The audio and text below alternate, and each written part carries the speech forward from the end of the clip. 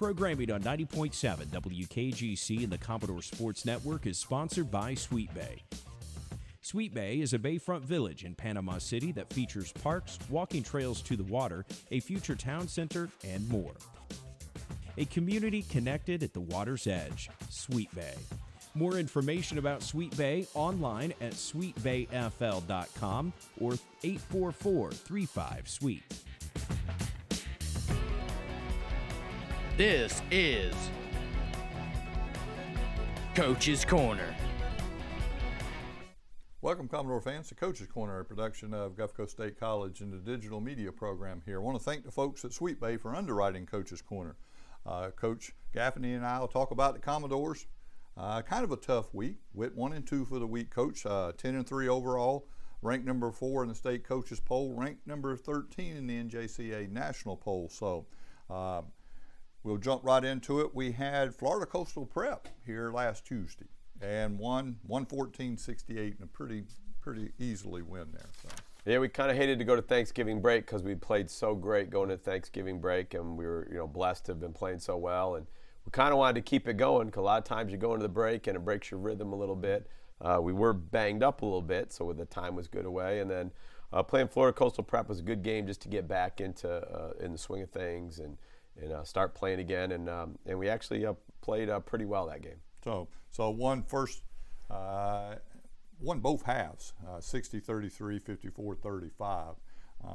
And if it looks down, a lot of Commodores. Pierre-Louis off the bench led all scores for the Commodores with 23. Yeah, he shot phenomenal for us, and he's done just really, really well, especially in that game. He was shooting the ball exceptionally well, playing really good defense. A lot of that defense led to offense, and basically good ball movement, great passing. I think we had 30 assists for the game.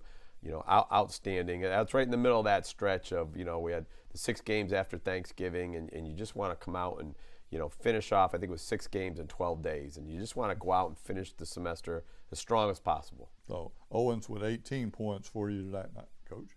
Yep, he's been playing really well as in addition to Jamie, and he's been up and down a little bit. His role has changed a little bit from point guard to 2.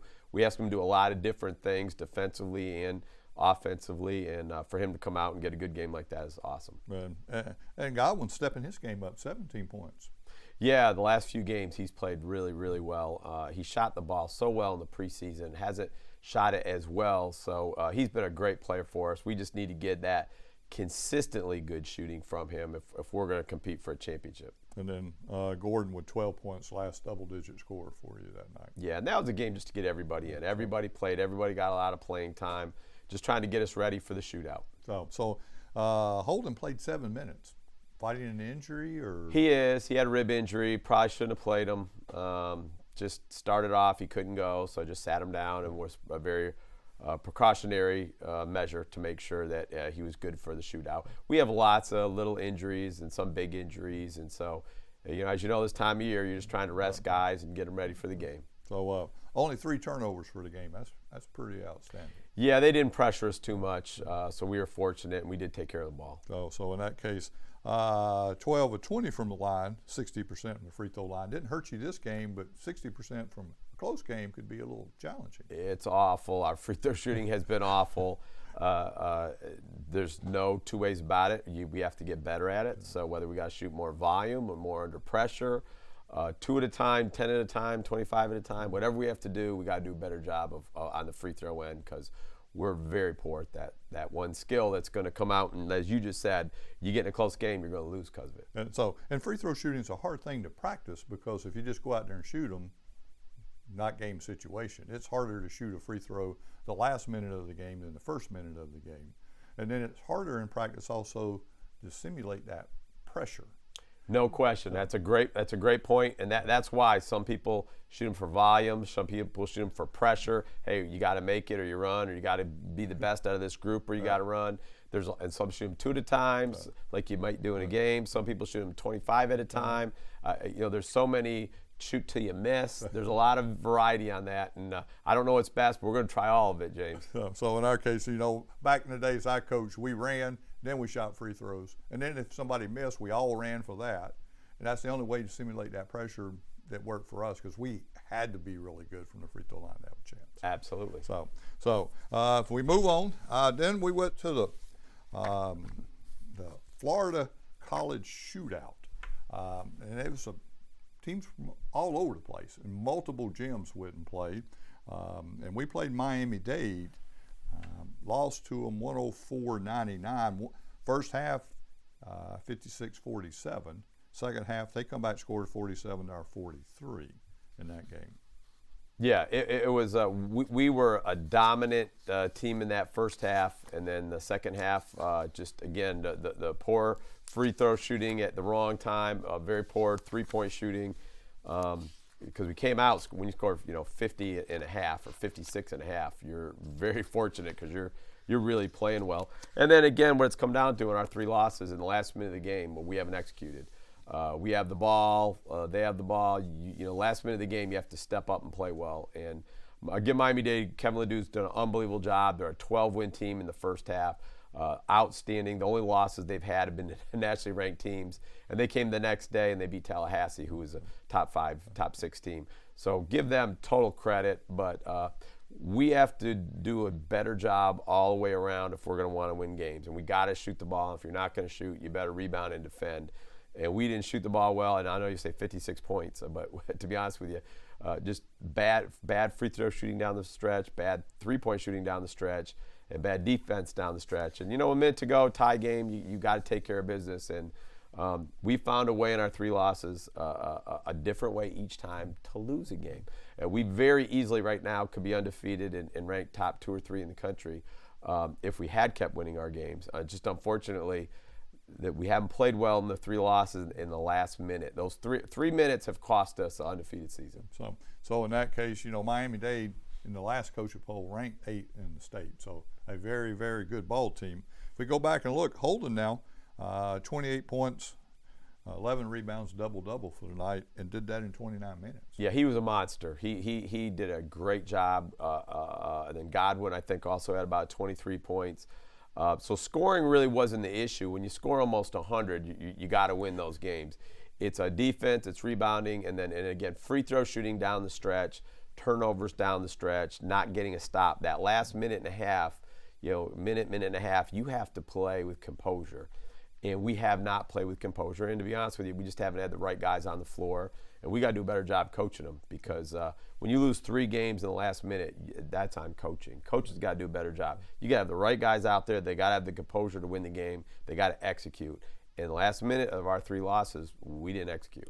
So turn it over 16 times that game. They turned it over 19, so those were pretty even. Yeah, and that's what we actually like to turn them over more. I mean, we're a pressing team. We'd like to turn over 25, 26, 27. So, but it was that at the end of the game we made the bad decision. We turned the ball over, and then we lose the game. So in that case, if we look at shooting right quick, 16 of 23 from the free throw line, 69.6%, 9 of 28 from the 3-point line for 32.1, and 37 of 82 from the floor, 45.1% from shooting that night. Got to get better at the 3. 9 of 28 is just not good enough. Can't shoot, leave 19 threes on the board. We needed 1 more of those 3s, and we didn't get them. So, and then we had to turn around and play Indian River. First half scoring 52-39, comfortable going into the locker room. Second half scoring 53-36 in favor of Indian River, and a 92-88 loss. Yeah, they went to a zone defense, and we were 2 of 13 from the 3 in the second half, and missed 3 free throws in the last minute and a half, and just not clutch play. 20 seconds to go, we have the ball, and we just pass the ball to one of our teammates, and it goes through our hands. It's just, you can't do that in the last. You're up a minute and a half to go. You have to close it out. And poor execution. Again, it's a bad job of coaching. I got to do a better job of getting our team to execute and getting the right guys on the floor to execute. Because you're up 13, just Miami-Dade, you're up 9. This game, you're up 13. We lost the Polk game. We were up 8 with about 5 to go. You have to finish those games out. You got to close these games out. You can't lose big leads like that. But if you turn the ball over and you don't shoot free throws well and you don't shoot threes well, that will get you. And to be honest with you, we were just horrible rebounding. Miami-Dade, I think, had 19 offensive rebounds. They only had about 9 offensive rebounds this game. Indian River's a good team. I think they're a 9-10 win team. They're a good basketball team. Miami-Dade's a good team. They're a 12-win team. Polk's a good team. They're an 11-win team. We're talking the first half. If you double that, you're talking great seasons out of these guys. They all have solid D1 players up and down their lineups. But this is really more on what we did poorly, and executing in the last minute of the game has been a bugaboo for us that we got to get better at. And so in that game, Holden with a double-double, 21 points, 11 rebounds, but picked up a technical foul in a close game like that. It was tough, and what actually happened is our Cam rebounded the ball. The guy went over our back. Cam brought the ball to the ground, and the guy was still on his back, landed on him. And you don't generally see the guy in the bottom of the pile get the technical, but what the refs did is they just gave 2 technicals to each guy to try to call it a wash, and then say, okay, we don't have to shoot free throws, we don't have to get either coach mad at us. But Cam got the ball, the guy came over his back and landed on top of him. So we weren't too happy with that call, that's for sure. But Cam can't get the technical. I don't know if he said something, or I didn't get any explanation on what happened.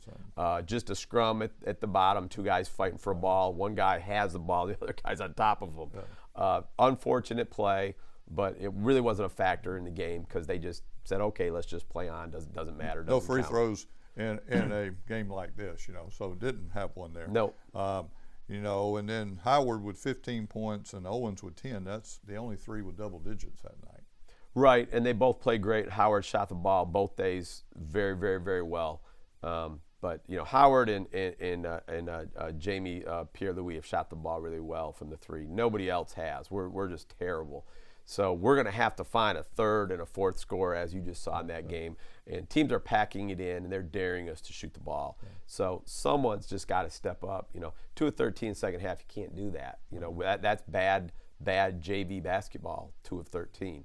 College, you can't do that. And our shots, James, were great shots. We're standing at the line. No one's near us. You got to make those shots. So it wasn't that we got bad shots or I was upset with our decision-making. Great plays. Just got to make them. So in that case, if we look at shooting right quick, 18 of 26 on the free throw line, 69.2. 8 of 26 from the three-point line for 30.8, and 31 of 68 for 45.6% from the floor. So there's 2 categories in there that one drops here and a couple here. And the free throws weren't terrible, but it's just you missed 3 in the last minute and a half. When the game's on the line, you got to make them. So when they really stand out, that these do have a big effect. So now Commodores will take off for Christmas a little while. So what's your schedule till you come back and play on the 30th and 31st and visit Panama City Beach men's basketball class? Well, we're really glad that we got time off because we have 4 or 5 guys who are out with injuries, and then we have one who've been hampered with injuries. We have one who's been out, Deion Butler, who we thought would be our starting big man, 6'11" monster. He hasn't been even able to practice. So he'll be coming back and practicing with us. So that's going to be a big relief for us and getting all these guys healed up. And we'll be out recruiting. All the guys are going to take off. No school, no basketball. Heal up, or if you're healed up, go out and train hard till you get back the day after Christmas. We'll resume practice. And then we got the Visit Panama City Beach tournament where we'll have Monroe out of New York, very good, and East Georgia out of Swainsboro, Georgia, coming down. And that'll prepare us for the Panhandle, which will start January 4th when we got to go to Northwest Florida. So good time to relax, get regenerized, good time to watch a lot of film, recruit.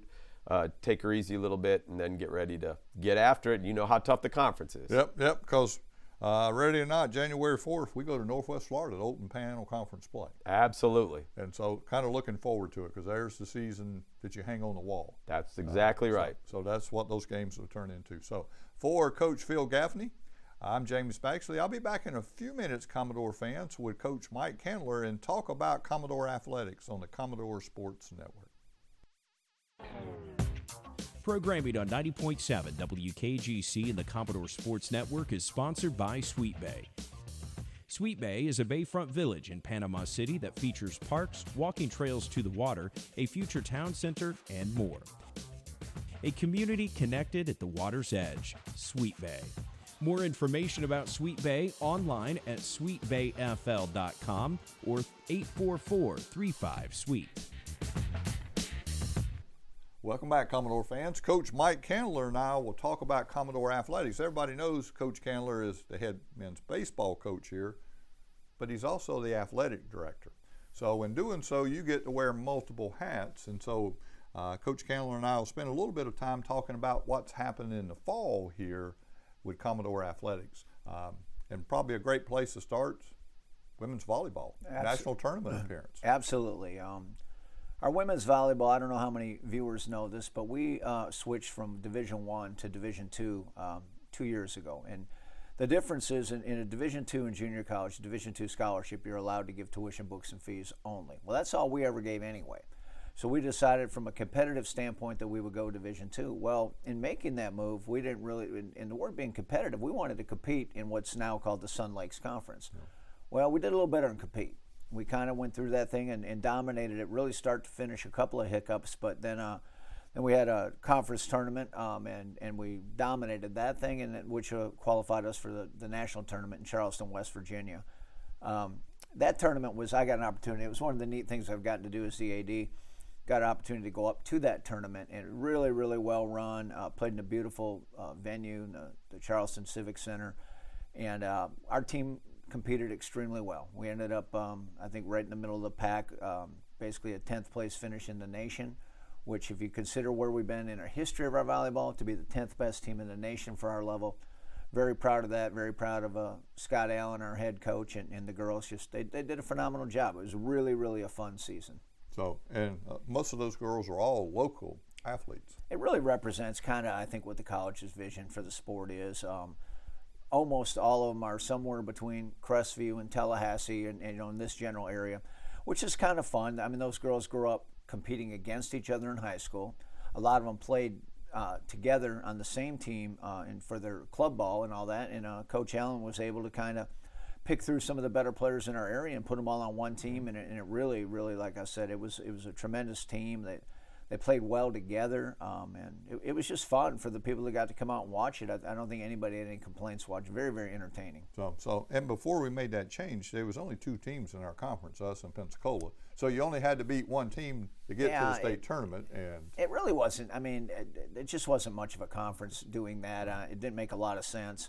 It made more sense for us to go into this Sun Lakes. Now, the talk around the state is that several other teams are going to join the Division II side of the ledger in volleyball, and really, it just for us it was a good fit, and really happy with the way it turned out, and like I said, great way to kick off the athletic season, here for the 1920 school year.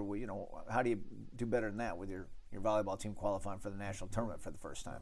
Now, we also baseball and softball plays fall ball. So y'all played a bunch of games already. We do, and the fall games, for people that don't know, are basically more scrimmages.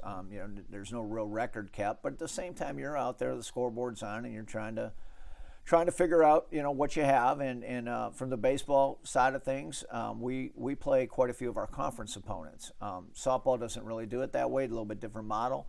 But we were able to see everybody else in the league, and the good news is we were right there with them. The bad news is they're right there with us. I mean, it looks like it's going to be another dogfight. Northwest Florida really, really has an outstanding pitching staff. Chipola looks like they're pretty good offensively. Tallahassee, Pensacola, solid team. So we'll have our work cut out for us. But I was pleased with what we were able to accomplish in the fall. I mean, we hung right in there with everybody we played, and I think we had an opportunity to compete. So. And approximately how many scrimmage games do you play in the fall? You're allowed 20. I think we ended up playing 17 or something this time. So a lot of them are double headers, and it's about 8-9 play dates or whatever. And you don't want to kill your budget with scrimmages, but it really does you a lot of good because you've coached, James. Some kids are a certain way in practice, but when a different colored jersey shows up, some kids get worse, right. and yet some kids get better. Some are gamers, so. Gives it an opportunity to see them against a different colored jersey and to compete. And then so softball does the same thing. They're allowed in their model. They actually play more against some Division I schools, and I know we were able to go against Troy and against Auburn and FAMU, and I think that it was a mixed bag as far as the results when we played the D1s. I think they actually won the games, but at the same time.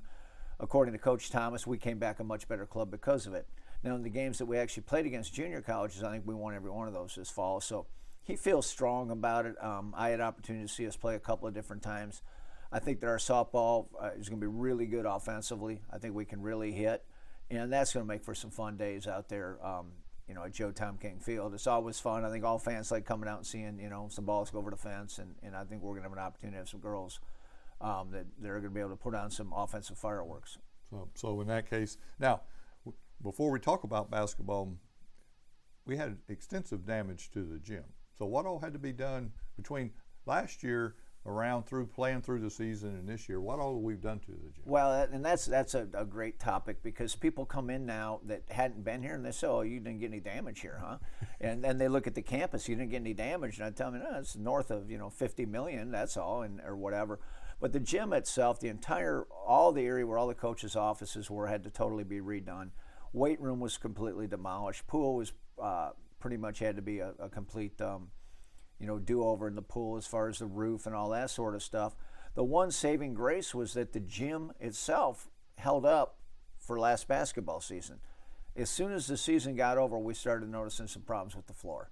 And then we noticed we got big problems with the floor, to the tune where they had to come in and totally replace the floor. The water had gone down the walls and gotten underneath. So we had a company come in June and redid the floor, and they did a beautiful job. I mean, the gym floor is really good.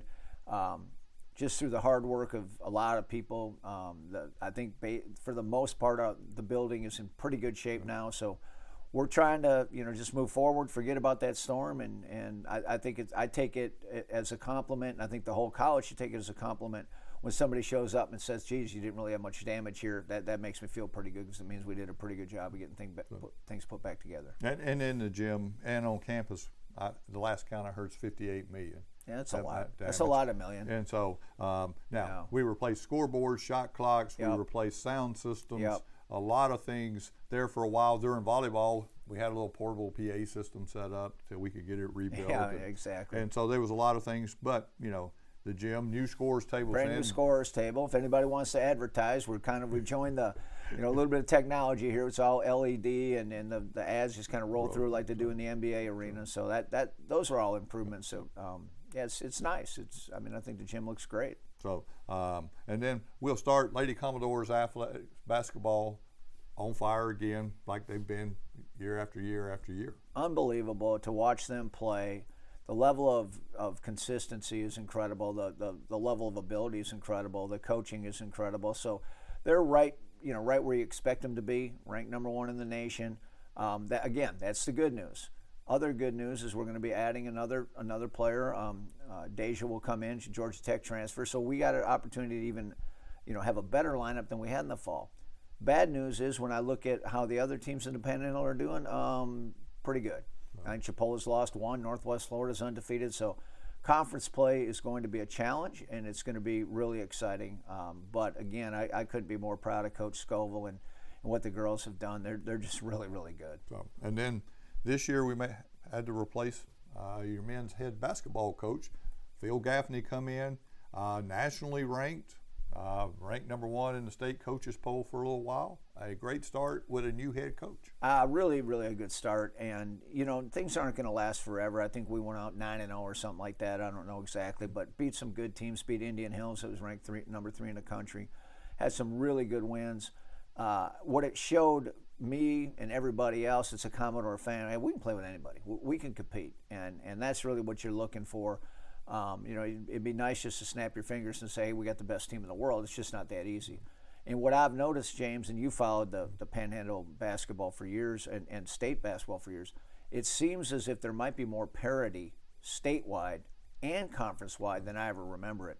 I think come January, it's really going to be who plays better that night. I think we open up January 4th at Northwest Florida, and I know this. I wouldn't want to be a guy that bets for a living, which I wouldn't bet on anything, but I wouldn't want to be a guy that bets for a living trying to bet Panhandle basketball this year, because it just seems like it could be any given night. Yeah, because right now the men are 10-3. Most of those are 1, 2, 3-point, 4-point gaps. I mean, we're not talking about huge numbers here against teams, like you said, in other parts of the state.